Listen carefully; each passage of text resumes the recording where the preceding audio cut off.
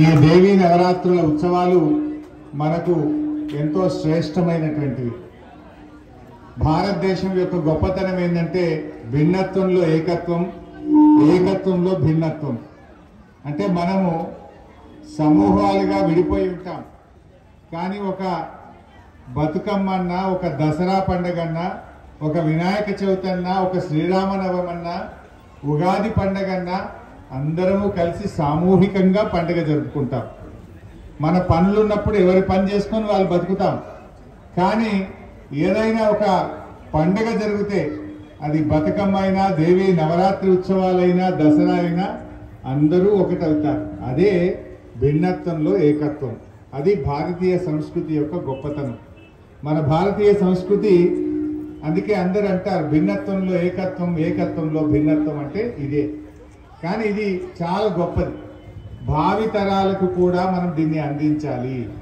ఈరోజు మనం చూస్తున్నాం అమెరికాలో కూడా బతుకమ్మ పండుగను అమెరికా దేశం కూడా గుర్తించిందంటే మన తెలంగాణ చరిత్ర ఎంత గొప్పదో మీరు ఆలోచించండి. ఈ ప్రపంచంలో పూలను పూజించే సంస్కృతి ఒక్క తెలంగాణకు మాత్రమే ఉన్నది.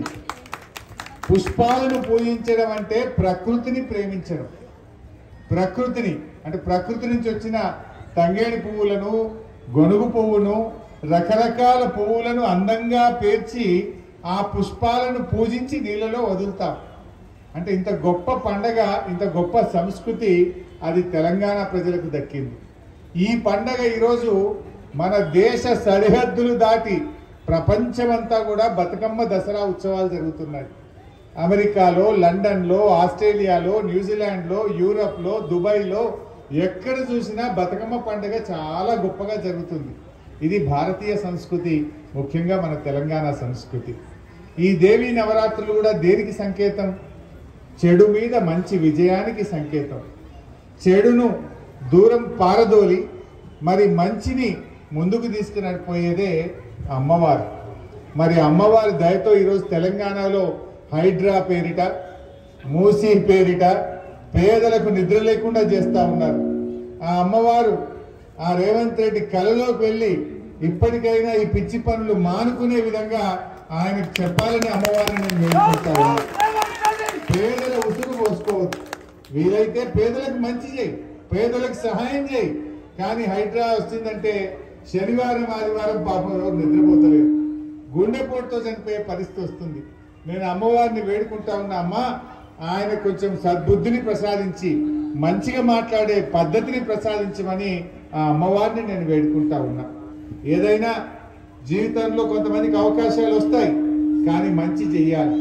మన కేసీఆర్ వచ్చిన తర్వాత ఈ ప్రాంతంలో మంచినీటి సమస్య పరిష్కరించాడు, కరెంటు సమస్య పరిష్కరించాడు, అద్భుతమైన రోడ్లు వేశారు. హైదరాబాద్ అంటే దేశానికి ఒక రోల్ మోడల్ గా హైదరాబాద్ ను కేసీఆర్ గారు తయారు చేశారు. పెట్టుబడులకు స్వర్గధామంగా ఈ తెలంగాణ రాష్ట్రాన్ని తయారు చేశారు. ఇంకా ఈ రాష్ట్రం ఆ అమ్మవారి దయతో ఇంకా ఇంకా అభివృద్ధి జరగాలి. ప్రజలందరూ సుఖ సంతోషాలతో, ఆయురారోగ్యాలతో అందరూ బాగుండాలని అమ్మవారిని నేను ప్రార్థిస్తా ఉన్నా. ఆ అమ్మవారి దయతో మీ అందరి ఆకాంక్షలు, మీ కలలు, మీ కోరికలు, మీ మనసులో ఉన్న మీ కోరికలన్నీ కూడా నిజం చేయాలని మీ అందరి పక్షాన నేను అమ్మవారిని కూడా ప్రార్థిస్తా ఉన్నా. మా జగదీష్ భాయ్ పోయినసారి కూడా బోనాలకు పిలిచిండు నన్ను, కానీ ఆ రోజు అసెంబ్లీ రాత్రి 12 దాకా నడిచింది. ఆడికెళ్ళి మేము లేచేటట్లేదు, ఒకటే యుద్ధం నడుస్తూ ఉండే అసెంబ్లీలో. సో ఆ రోజు నేను రాలేకపోయినా రాజశేఖర్ అన్న ఇక 10 దాకా చూసి ఇక నేను పోతున్నానా మా జగదీష్ అన్న దగ్గరికి, కానీ మీ దగ్గరికి రాజశేఖర రెడ్డి గారు అసెంబ్లీ నుంచి వచ్చారు. ఆ రోజు బోనాలు ఉండి నేను రాలేకపోయినా. అందుకే నేను ఈసారి తప్పకుండా వస్తా, అమ్మవారికి దగ్గరికి దర్శనం చేసుకుంటా, అమ్మవారి దీవెన తీసుకుంటా, మా మల్కాజ్గిరి అక్కా చెల్లెలను, మా యువకులను, మా అందరినీ కూడా కలుస్తానని మాట ఇచ్చాను. ఆ మాట ప్రకారంగా వచ్చి ఇలాంటి అమ్మవారి దీవెన తీసుకున్నాం. ఆ అమ్మ దయ మనందరికీ ఉండాలి. భగవంతుడు చాలా గొప్పవాడు, అమ్మవారు చాలా శక్తివంతురాలు. ఆ అమ్మవారి దయ ఉంటే నిజంగా అంతా మంచి జరుగుతుంది. సరే, చెడుకు కొద్దిగా వ్యాప్తి ఎక్కువ, కానీ నిజం నిలకడ మీద తెలుస్తుంది అంటారు. కొన్ని అబద్ధాలు, కొన్ని గోబల్స్ ఏదో అంటారు కదా, నిజం గడప దాటక ముందే అబద్ధం ఊరంతా జుట్టొస్తుందట. ఇలా రేవంత్ రెడ్డి మాట్లాడే అబద్ధాలు అట్నే పరిగెత్తున్నాయి. కానీ అంతిమంగా